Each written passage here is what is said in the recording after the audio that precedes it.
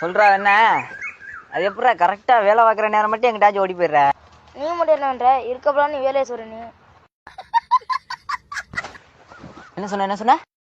ஒன்றும் இல்லைண்ணே, பேர் வலிக்குதுண்ணே, ஹாஸ்பிட்டல் போய் காசு தானே. அடேங்க அப்பா, உன் நடிப்புக்கு ஆஸ்காரோட தோத்துறா. நான் நெசமா நாய் தலிக்குதுண்ணே, அதோ காசு தானே.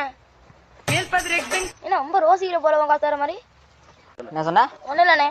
சரி, திருவிழா வருது, நீ தேங்க ஆனால் புறக்கி போட்டுக்கிறது. நான் போய் காசு எடுத்து தானே வீட்டில் போயிட்டு.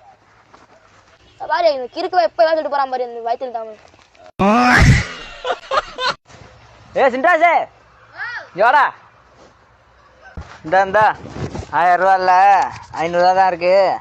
டக்குன்னு பார்த்துட்டு வேலை பார்க்கணும், டக்குன்னு வந்துடு. காசு அம்மா விட்டுட்டு போறேன், மருந்து மேலே சொல்லிட்டு போறேன் இவன்.